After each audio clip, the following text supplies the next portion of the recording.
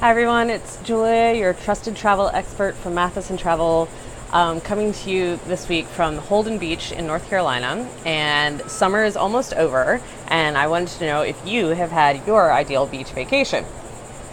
So I wanted to kind of talk through some of the things you want to think about. If you haven't, because why haven't you? It's amazing at the beach. You get to recharge and relax and have fun. So for us, this particular destination, Holden Beach, was a perfect destination because we've got little kiddos that we're traveling with. We've had up to 6 at the house, but generally we've got 4 kids under 5. And so we needed a couple things specifically. We needed a kitchen so that we could prepare all the different foods for all these picky little kids, and save on food costs because we could just buy in bulk on our way down to the beach.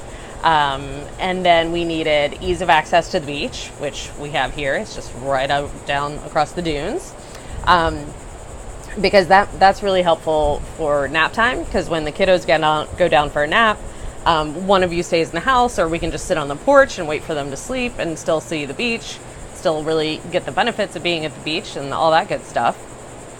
And the third thing that's really awesome about this particular house that we've rented is that it's got a pool right down on the beach. And pools are really, really helpful to have access to, whether they're at your house or maybe at a community or at a resort. Because sometimes for the little kids, under 5 or so, running around on the sand can be hard, especially if they're not walking yet. The salt water can be a little stingy and not so fun, or the waves can be a little intimidating for little kids. So that's why we chose a nice Carolina beach that's super quiet, super family friendly, and really met all of our needs for our kids. Now, if we were just traveling as adults, we might have chosen something totally different. Or the other thing is, when these kids get older, we will probably not come back here, because if you look at the beach behind me, you can see it's pretty empty. And so if you've got teenagers, they're going to be bored, unless you come with like 6 or 8 teens or something like that. Then they may have their own party. But if you've got a bunch of teenagers, you might do something like I don't know, I'm going to go down to the Club Med down in Punta Cana towards the very end of the summer, and they have this amazing thing called Creative. And they've got a couple of these at Club Meds. Besides the fact that it's A, all-inclusive, and B, all sports are included. The one in Florida has all these golf and tennis academies, like actual lessons that you can take. But the one in Punta Cana that I'm talking about, this Creative thing, is basically circus school created by the Cirque du Soleil athletes. And so I don't know what all it's going to entail, but I'm definitely going to check it out. And something like that would be really awesome for some older kids or young teens who are super active and maybe don't want to just sit on the beach all day, where you can just be sitting on the beach while they're having all that kind of fun.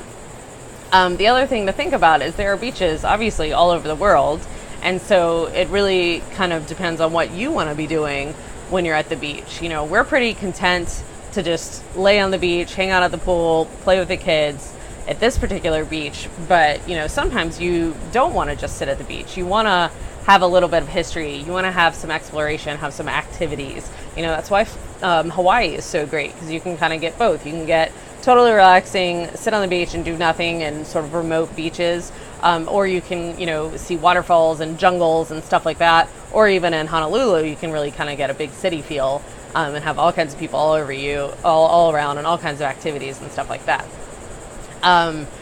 So don't just automatically think, oh, Mexico and the Caribbean, that's where we're going to go for the beach.